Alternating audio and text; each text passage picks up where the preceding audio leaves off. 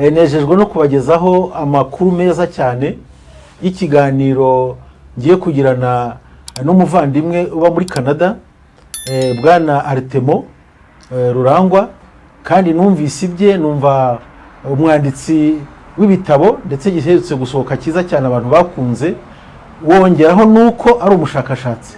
Ubwo nagize umugisha, naje mu Rwanda, none nawe yaje mu Rwanda, ariko namutumiye kugira ngo noneho tuganire ku byo numvise kuri we, nanjye ngerageze kumuganiriza ku byerekeranye n'iby'umurongo wacu Info France Rwanda. Reka rero mudukurikire mwumve ikiganiro cyacu. Muvandimwe Rurangwa, uraho? Kayumba Jean Baptiste, muraho neza? Nejejwe no kukubona. Nanjye biranezereye kuko naye narumvise amateka ya platform yawe yo kuri YouTube. Najyaga mbireba ndi kure, ariko nanjye nshimishijwe nuko duhuye noneho amaso mu yandi. N'ikindi nanjye ngeretseho kinshimishije nuko numva nawe hari platform wafunguye.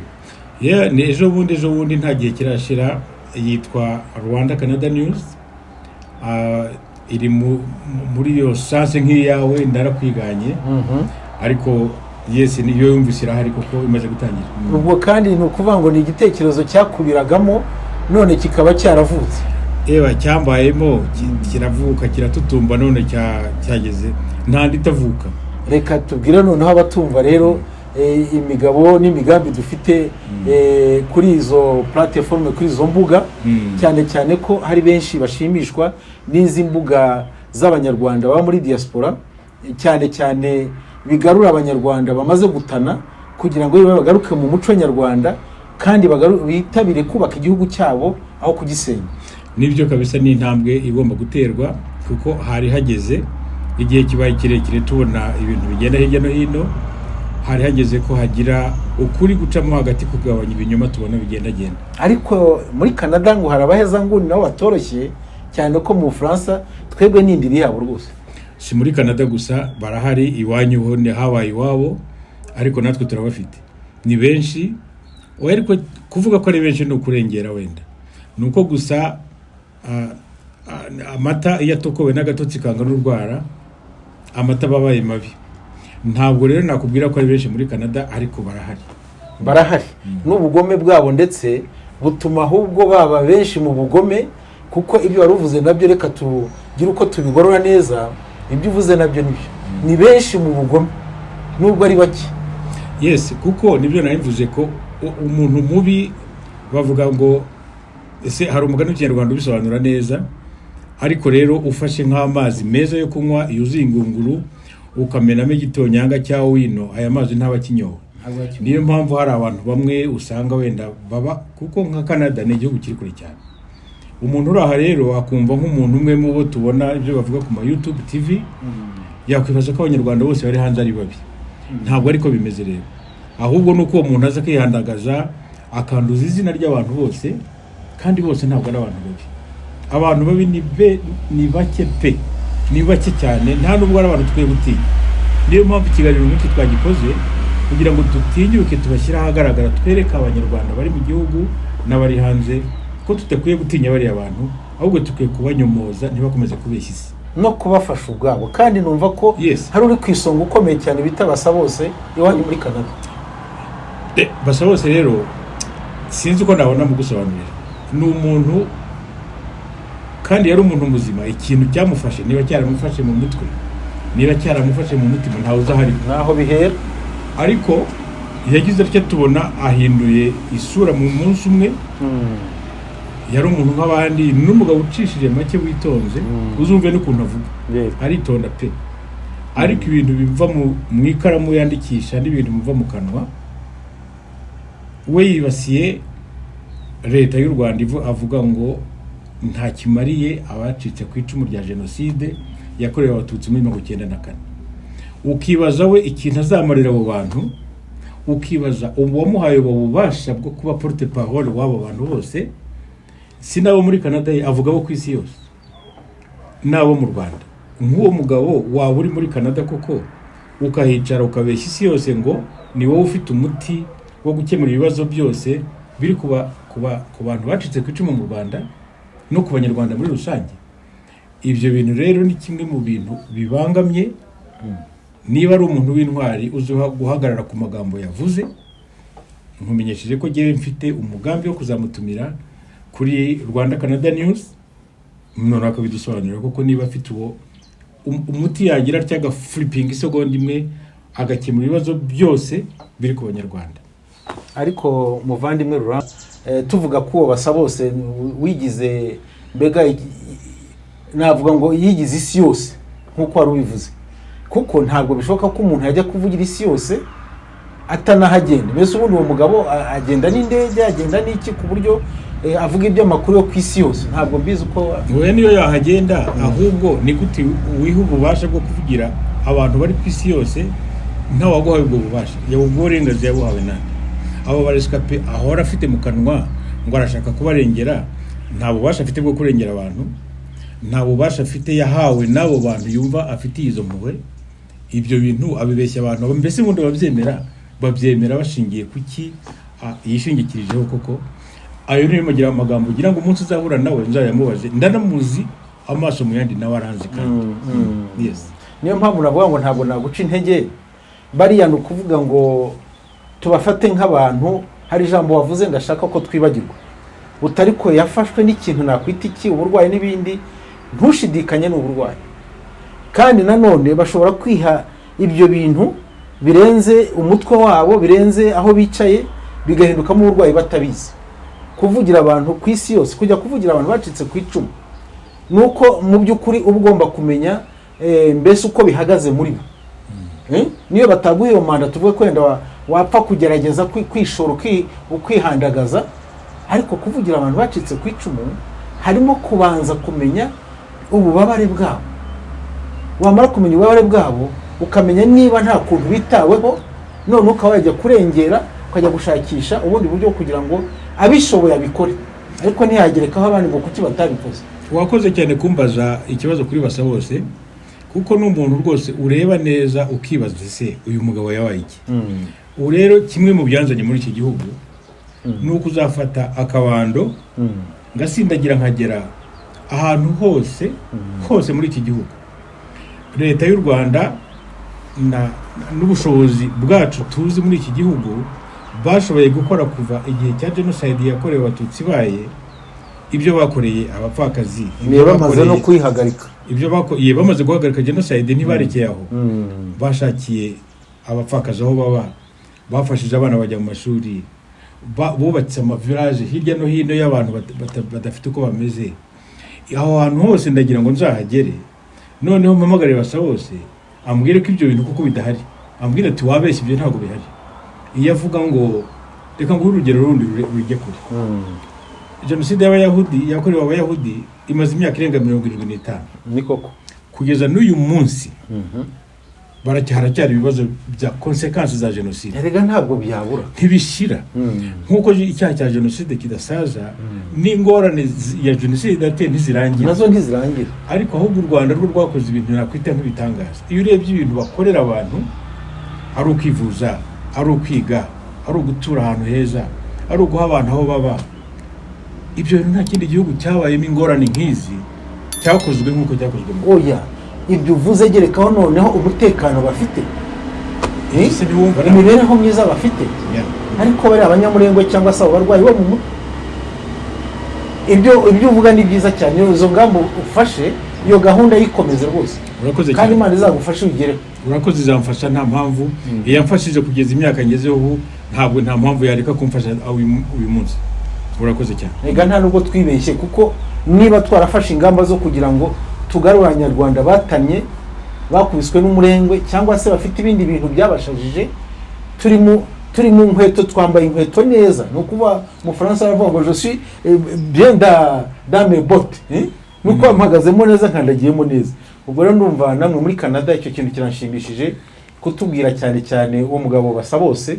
Ariko ubwo hari n'abandi, hari icyo tutakwirengagiza, kuko urabona iki gihugu cyacu, niba muri ibi bihugu byose tuzi muri Afurika ndetse n'i Burayi naho tuba muri North America, ijambo ryitwa umutekano uri muri iki gihugu nta handi wawusanga, haba muri Canada, haba iwanyu mu Bufaransa, haba muri Amerika, aho hose ni ahantu tugenda turahazi, ntabwo bayingurwa, nta mutekano uraha wasanga mu kindi gihugu na hamwe.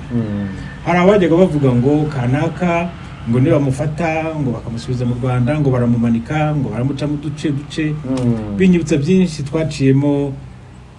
Ndibuka nk'urubanza rwa Mugesera rwabaye hari iwacu rwamaze imyaka 18 rwose, twamwirutseho umurebe wagahora avuga ngo nagera i Kigali ngo bazamutangirira ku kibuga ngo bamuca amano bamuca intoki abeshya. Ibyo byose nibyo bitwaza. Ibyo byose rero uwazana gusa ngo bazatera iyo ntambwe, noneho baje kuri Rwanda Canada News banyomoza ibi bintu ndimo kuvuga, ariko ndibaza ko ntabwo nabahakanira, umuntu ari mukuru arihakanira. Nzabatumira ibi byose, ndakwemereye ko nzabatumira. Ubutaha rero ndibaza ko umuntu nkabasa bose ntabwo nzanywe rwose no gusebya umuntu, nta nubwo nzabikinisha mu buzima bwanjye gusebya umuntu. Ibintu nzavuga n'ibintu nahagararaho kuri uwo muntu, nabamubeshye akabona umwanya wo kuza kubyiregura. Uko niko bizamera. Ndizi kandi biranashimishije kumva ibintu nk'ibyo byabasa bose twatinzeho, niwanyu mwarabisomye mubizi, mureba no kwibyo avuga kuri za YouTube cyane rwose. Narinzi ko bigarukira no muri Canada, ariko kubona isi yose imaze kubimenya, niyo mpamvu rwose uriya mugabo ndifuza ko tuzahura nk'uko duhuye, noneho tukajya impaka ku bintu, genza bamwereka ukuri ntidoraha ibintu bihari, dore biraha, nawe akambwira aho bitari, akampa ingero ati dore ibyo nshaka abanyarwanda babona. Kandi nubwo yabibona, ntabwo nigeze mpakana ko mu Rwanda hatakiri ibibazo byatewe na genocide, biracyahari kandi bizamara imyaka. Ariko nibura ntavuze ati dore gahunda ihari uko imeze yo nonera abantu, ariko nta na plan yo gukemura icyo kibazo ihari. Niba ari ibyo yanavugaga, ariko si byo. Kandi leta yo ifite plan, ifite ibyo ikora, ifite ibyo yakoze n'ibyo izakora. Nuko mbona nagusobanurira icyo kibazo. Yego, muri babaheza nguni rero wari umaze kutubwira rwose, harimo nakwita ko ari ikisi, ari ingufu za Nahimana, ngo akaba yitwa premier ministre, ngo bamugize premier ministre wa guverinoma zitabaho bahimba nk'iya y'abatabazi yigeze kubaho. Uwo Jean Paul Ntagara, muri make mwamutubwira uko ahagaze ni kimubiramo. Ni igitangaza burya amakuru aratembera ko ukuntu uwo mugabo yageze Ottawa sinakubeshya, atuye mu mujyi wa Ottawa. Uwo rero ngo numvise ko ngo ari premier ministre wa ya leta leta y'abaringa ngo gukorera mu buhungiro. Uwo Jean Paul rero yadukanye ibintu avuga bimuva mu kanwa, ariko aho ngera ya Kigali amakuru ya Jean Paul ngenda numva buhoro mu bayazi batuye hano, ntabwo ari amakuru meza, nta nubwo ari amakuru mazima. Ariko Jean Paul ari mu bantu bamunga communauté rwandaise yo muri Edmonton, yo muri Montreal, yo muri Quebec na Ottawa abatuye. Ariko abo bantu bose ibintu bavuga ni ibintu badashobora guhagararaho, kuko ntabwo bifite ishingiro na ritoya mu bintu bavuga. Ariko sereka nkoje umuntu yagira ati ndi president wa Repubulika ya leta ihungira mu buhungiro, ukavuga ngo mbaye premier ministre wawe, ukaba ufite mu mutwe ukakora neza. Uwo mugabo nkwereke n'ibindi bintu batanazi. Uwo wita premier ministre uriya Ntagara, uwo ngo Jean Paul n'umugore bari muri iyo leta, ari muri iyo leta umugore. Niko twumvise. Nubwo se uragira ngo nkubwire Ntagara kundi kurenza uko waba uri muzima koko ukajya muri leta y'abaringa, warangiza ugashyiramo n'umugore wawe, unyihanganira ungaye gutinda ntungaye guhera. Nzaguha amakuru asesuye arambuye neza kuri Jean Paul. Uzabibona nubwo tutakongera guhura ngarutse hari mu Bufaransa naho cyangwa waje no muri Canada, ariko kuri Rwanda Canada News mu minsi ya vuba uzahabona ikiganiro nzakora kuri uwo muntu. Niba cyo kora ari intwari, nawe mwibutse ikintu kimwe, nawe nzamutumira, ntawe ntazatumira. Ntabwo nshaka kuvugira umuntu ibyo atavuze. Azambwira ati aha warambeshye, aha ibisi byanjye, ibisi byo bizaba vuba. Ariko nimutumira akabyanga, nzabwira abatwumva ko ibi mvuga namutumiye ngo abinyomoze, ariko akaba yatinye kuza. Ariko I hope ko atazabitinya ko azaza. Murakoze cyane. Niba azaba ari intwari nko kwabivuze, kandi ubwo gutwara ntabwo afite, sinange azabasobanura, azabasobanurira abanyarwanda yirirwa beshya. kuko ibyo azavuga nge nzabinyomoza noneho ambwira ati wowe urabeshya ariko ujye nimubwira nti aha ngaho urabeshya nzamwereka icyabeshya cyane. Muvandimwe Rurangwa, ntabwo rwose ibyo uvuze birahagije, kandi icyo nakongeraho nagira ngo ubyumve ko ariko biteye.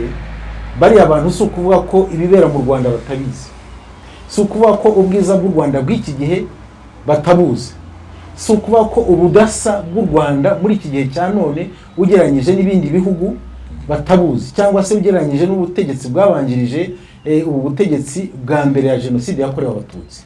Ariko icyo nkubwira, uyu mugambi w'ubugome, kandi abanyarwanda basa naho bafashwe n'umurengwe n'ibisazi runaka, kubura ubwenge, indashima, kudashima ibintu byagezweho muri iki gihugu. Nkizamo kenshi hafi buri mwaka mu manama, kandi sinzabura kujya mbizamo, kuko nahabonye icyakubaka abanyarwanda bari hariya turi kumwe mu mahanga.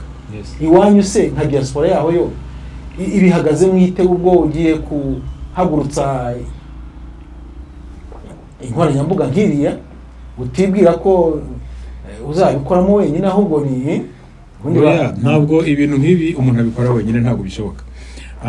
Icyo nagushimira kuri diaspora ya Canada, iyo haje ikintu gifite akamaro bashyira hamwe. Urugero naguha kandi rufatika ni kese y'umugabo witwa Mugesera. Mugesera yabaye muri Canada imyaka 18, muzi ibara yasize akoze hano. Noneho bene wabo abazungu baba bari inyuma y'ibintu byinshi, barahaguruka barahagarara barwanira Mugesera, bavuga ngo Mugesera ararengana, bakazana abantu bavanye banyiyo za Burayi ngo baze gutraduiza iriya speech yavugiye ku Kabaya, nabo bameze nkaho oya bari hanyuma ye. Bari hanyuma. Umuntu akakubwira ngo nuko ngo bafata abantu babacisha muri Nyabarongo ngo bagere wa muri Bisiniya vuba. Uwo waje kubitraduiza kandi ngo ni expert wo gutraduiza, akavuga ngo nuko ngo baravuze ngo bazafate aba bantu babashakire inzira nziza yo gusubira iwabo mu mahoro, bave muri iki gihugu ngo saha. Ubwo aratraduiza. Hakaza agacurika ibintu twicayeho tukavuza induru tukarira, akaza abajije n'abaroya bagatukana bakerekana ukuntu President wa Repubulika y'u Rwanda Excellence Paul Kagame ngo n'umwicanyi, ngo uriya mugabo ntagira azamutemagura. Ariko ukuri kuratinda ntiguhera, ntabwo guhera. Byageze aho bicisha hirya no hino. Mugesera barashyira baramupakira nibura yikubita muri private jet bamuzana i Kigali. None se ubu ntahari? Arahari kandi arabibona. Ni wamutemye imano bavuga bari. Ahubwo wamuha nk'akandi akavuga ibyo abona ubu ngubu, kandi akabivuga mukuru ahagazemo. Niyo mpamvu rero icyo nakwizeza warumbajije diaspora yacu kubyifatamo, ibyifatamo neza. Ko nk'icyo gihe cya Mugesera twishyize hamwe, twamenye ko yagiye kuburana, tugafite amadege hirya no hino aturutse muri Canada yose, kuko ni hano tukajya hajya Canada n'igihugu kinini cyane. Mugesera ndago mu rugero yabaga mu mujyi wa Quebec. Kuva aho ntuye kujya muri Quebec ni urugendo rw'amasaha 6 mu ndege. Ariko ntabwo abantu barekaga gufata izo ndege ngo bajye muri iyo audience. Noneho umuntu nk'uwe uzashyigikira Mugesera tukavuza induru, izo nduru zageze aho zigira akamaro. Nuko rero ubundi community yo muri diaspora yagombye gukora. N'ubu kandi dufite ubuyobozi bushya kandi bukora neza cyane muri diaspora ya Canada. Dufite komite nshya ihamaze igihe nk'umwaka, kandi rumva ibintu nk'ibirabishyigikira cyane. N'ubu aya makese turimo ubu nivangasubira muri Canada, ndibaza ko tuzakangurira abantu bose kongera gushyigikirana nk'uko twabikoraga, kuko dufite tugomba gusenyera umugozi umwe. Ibyo bintu rero nakwizeza ko diaspora yacu ni ukuri ibonye cause nziza kandi ifite ireme, itarimo ubunyoma, itarimo ubanyanga. Turashyigikirana pe, nubwo dufite abantu babibona, ariko dufite beza nabikubwiye kandi tuzabikorana nizo ngufu dufite. Ariko iki kiganiro cyari gikwiriye gukomeza, ariko ngenda gusaba ngo kikiryoshye gutya dusubikira ahangaha. Reka dusubikira aha, kuko ubu tuzagira ikindi gihe cyo kubona. Ndabona uri umugabo mwiza, kandi nzi ko ntabwo uzambura kongera gusaka ko tubonana. Ni imigambi ufite, ni imigambi twese turi kumwe hamwe, kandi iki gihugu tuvugira duhagurukira ni icyacu. Nabigerageje kuganira n'umunyarwanda naje mu Rwanda, aravuga ati iki gihugu nta mwenda tugifite mu mahanga, ni icyacu bwite, turagomba kugikora. Ahubwo nitwe tugifitiye umwenda. Ibyo bivuze. Nanjye umunsi urabona isi yabaye nto Yeah. ubu ndi mu Rwanda ejo nzasubira muri Canada ariko nta nikizambuze kugusanga iwanyu mu Bufaransa urakabaho rwose rwose nzahagusanga tuganire none unanyereke nabo bantu n'ubu turahana inomero ku buryo aho uri mu aka gace k'u Rwanda nanjye aho ndi uko bwije n'uko bwakeye tujye tuvuga twakongera tukanahura ariko icyo nshaka kuvuga ni uko iki kiganiro twagisubika ariko tutakirangije tutakibagiye ndetse nkamenyesha inshuti zacu zo muri Info France Rwanda by'umwihariko ko rwose umva uruhare ufite reka tuzarugendanemo neza urakoze cyane kandi tuzarugezaho rugomba kugera tuzabona umusaruro Imana rero ibafashemo reka dushimire abadukurikiranye ari abiwagura bibwirira ariko cyane cyane ngenge kubwira Info France Rwanda inshuti zabaho ziri nuba batwumvise kumugisha bagize uyu munsi kugira ngo nyamuneka urubuga Info France Rwanda bagerageze kurwiyandikishaho biyaboneshe bakore subscribe ndetse basaranganye baherezanya amakuru kuko ni amakuru agiye kubaka abanyarwanda cyane cyane abanyarwanda turi mu mahanga havemo ibyo bintu abantu bashyiramo bava mu bugome twubaka igihugu twubaka aho turi mu munezero mu mahoro turi abagabo n'abagore b'abanyarwanda bafite agaciro urakoze muvandimwe Rurangwa urakoze cyane Jean Baptiste murakoze namwe mwadukurikiranye cyane ko umuvandimwe Rurangwa twabonanye atwizeza ko tuzongera tukabonana ndetse tugakomeza kubakana tukubaka urwatubyaye tukabirarikira n'abanyarwanda bari mu mahanga urubyiruko cyane cyane kugira ngo rwitabire u Rwanda ruzima rw'iki gihe rutandukanye n'ubuzima tuzi mu mateka y'u Rwanda rwa kera nk'uko twaganiriye harimo irondakoko n'irondakarere abantu bakaba victime yabyo bakahahombera tuzakomeza ubutaha turishimye cyane